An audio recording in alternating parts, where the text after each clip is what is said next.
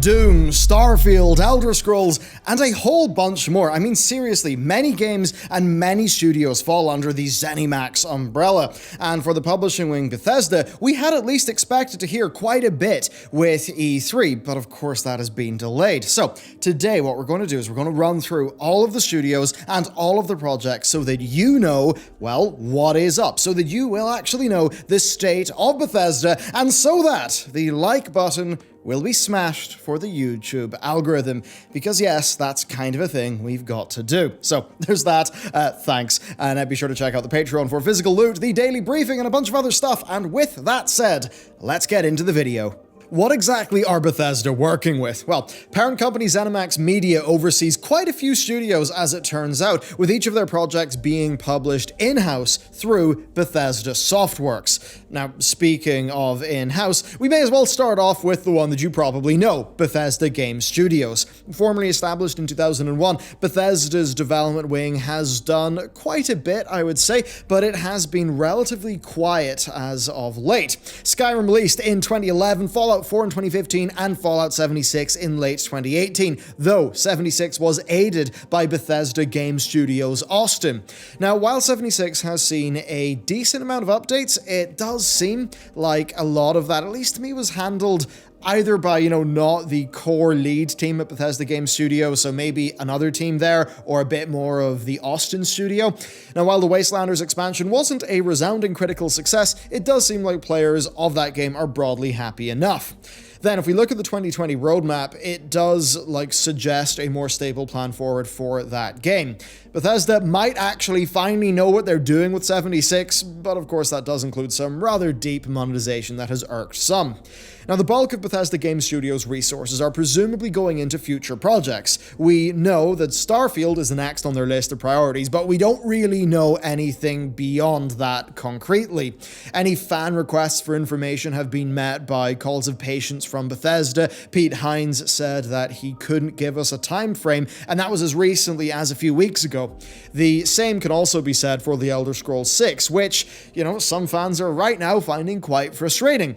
Elder Scrolls 6 is behind Starfield in Bethesda's pipeline, so a lack of details on that game is certainly understandable. I think the problem, though, is that Bethesda seems very reluctant to mention really anything about Elder Scrolls 6, that I think a lot of people were then left wondering, well, why did they even bother to announce the thing at all years ago? But of course, I think we then realized that yes, they did that so they could get away with announcing Elder Scrolls Blades, a mobile spin-off of that franchise. Starfield was also recently rated, which does lead me to think that we'll hear something about that decently soon, and that it probably was going to be a major enough announcement in this E3 season. Of course, that is something that has been made a little bit more complex given the current situation, but yes, I would imagine you'll hear more about Starfield pretty soon. Beyond that, though, there's really not a whole lot else to say about Bethesda's in-house teams. They're just kind of busy. Now, Battlecry Studios, they became Bethesda Games Austin in 2018 following the shelving of their free-to-play project, and that studio was established, to work on monetization-focused titles, so Battlecry's failure was, quite a blow. They were also responsible for adapting the creation engine into something that would actually work for an online game, and that, of course, was for Fallout 76, but right now we don't know exactly what they're doing. Moving on past Bethesda Game Studios, though, we've got id Software. They're probably ZeniMax's biggest fish at the moment, right? Hot off the success of Doom Eternal, the studio are continuing their strong FPS focus that they really have held since, Wolfenstein 3D? Quite a while. Now, one of their greatest tools and assets is their proprietary engine, the various iterations, of course, of id Tech, which is used by id and other Bethesda Softworks published games, like, say, the recent Wolfensteins. Now, project-wise, Doom Eternal has been out in the wild for, a little while now, and id are hard at work on the 2 expansions for that game that were mentioned in the season pass. Now, while we have got a glimpse of the first pack, we do also now sadly know that it's not going to be featuring Mick Gordon's work because, of course, of the OST debacle. So, that was going on.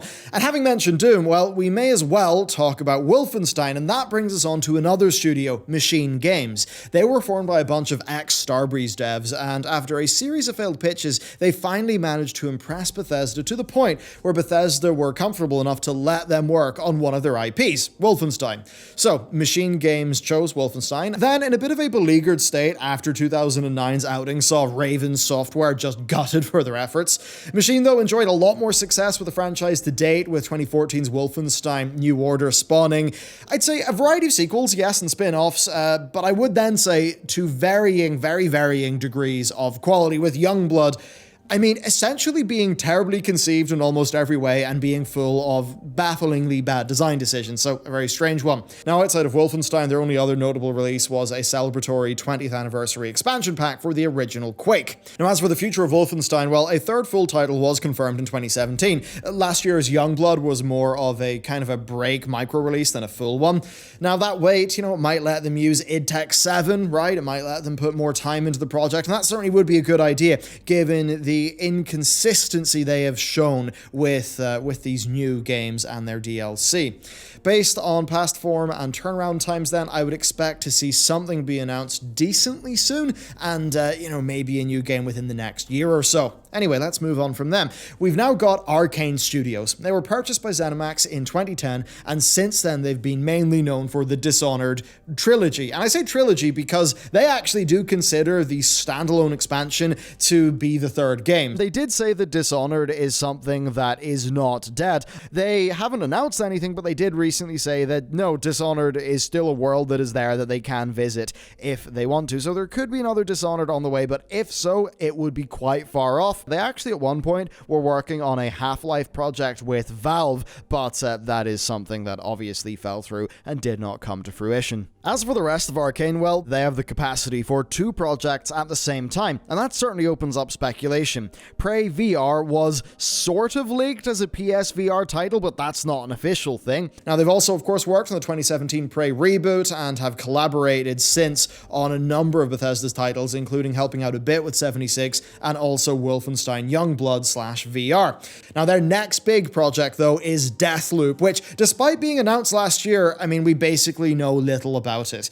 Beyond the announcement trailer, all we really have to go on is the tagline, "If at first you don't succeed, die again." So that's basically all we know there. There's then also Roundhouse Studios, or what used to be called Human Head Studios. Now, they're a studio with quite a story, so they made the original Prey all the way back in 2006, and they had a very storied history with Bethesda since then. So basically, rumor has it, right, that Prey 2's cancellation was the result of a failed hostile takeover attempt, which, incidentally, is actually how ZeniMax gained control of Arkane Studios all the way back when that happened. Human Head then released Rune 2 last year, and they closed the very same day, right, only then to reopen under the name of Roundhouse under Bethesda, so a bit weird. The Rune 2 dev team then filed a lawsuit over missing assets and source code, which were eventually returned. So, all in all, very strange. Now, that game's first major update was released this month, which, I mean, it really does feel like a significant achievement amidst the messiness of that company's existence in recent times. What else then? Well, Tango Gameworks was founded in March 2010 by Shinji Mikami, and it was acquired by ZeniMax later that year. Now, despite having a couple of ideas in the works, Tango were in some serious financial trouble until Bethesda came along, according to them. Now, Shinji has credited Bethesda for being, as he says, more like a typical Japanese publisher in that they don't force creative people to do stuff and instead offer freedom to their developers. Now, it's kind of funny because despite leaving Capcom because he was tired of making horror titles, well, his first project with Tango, what was it? It was The Evil Within and its sequel, so that's a bit weird. Ghostwire Tokyo then is the studio's next game, and we know very little about it beyond the tagline, "Don't fear the unknown, attack it." It was announced at E3 last year by the rather delightful Akumi Nakamura, who then ended up leaving Tango in September 2019 for unknown pastures. Her parting note, though, did mention that Ghostwire had been in the works for years, so perhaps a 2020-2021 release date may not be out of the question for that title.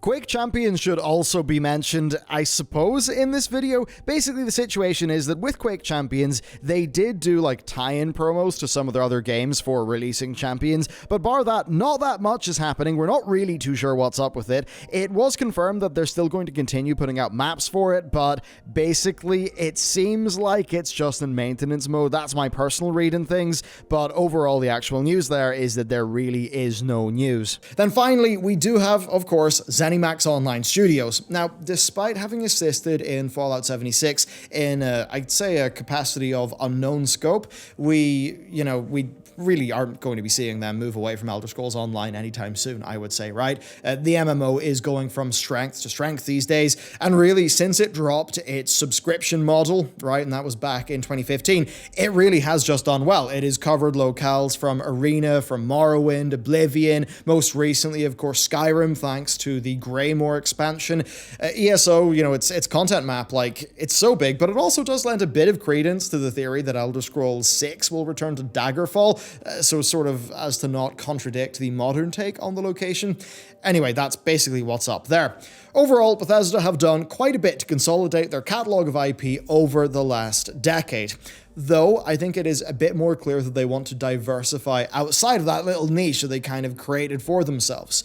Pete Hines has repeatedly said that Todd Howard and his team, that they do not want to be known as, the elder Fallout guys. That's all that they do, and that they have earned the right to, quote, self-determine what they actually work on next. I 100% agree with that, and that's why Starfield is ahead of the next Elder Scrolls on their list of priorities, and honestly, that's fair enough. If that's what they want to do, even though maybe fans would want Elder Scrolls sooner, they should do that. After a decade of the same franchises, it is hardly surprising that that team, would like to try something different.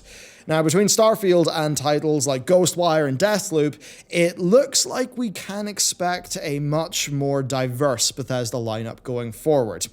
That being said, with titles like Prey and Rage 2, Bethesda also have shown themselves a bit more willing, right, to dip into their back catalogue. Look, Rage 2 wasn't great of those two games, but Prey 2, it was very much its own thing. It was just a great game. It was a core title that stuck to its guns rather than going to be all streamlined for mass market appeal. That was really quite impressive to see. So could we actually see more projects like that in the future? Gotta wonder. Think about their back catalogue. Brink, there's a funny one. A very flawed 2011 release in some aspects, but it was quite ahead of its time in others. It'd be funny to see that re-emerge and actually be a really good new thing. I don't know, maybe compete with Apex. But anyway, Bethesda, they don't seem to be hesitant to position themselves to just be a dominant force in the first-person shooter market. And I think their newfound emphasis on diversity and collaboration with their catalog, with that happening, well, anything could happen. I actually think it'll be in a good direction for the quality of their games, right? They just need to be very careful with a few of the specifics, and that really is the thing, right? Doom Eternal, great game. But if you look recently, Fallout 76, big disaster. Wolfenstein Youngblood, big disaster. But if you sort of take those disasters away, they do actually publish pretty good games. The Dishonored games are great, right? Prey 2, or not Prey 2, the Prey reboot was great.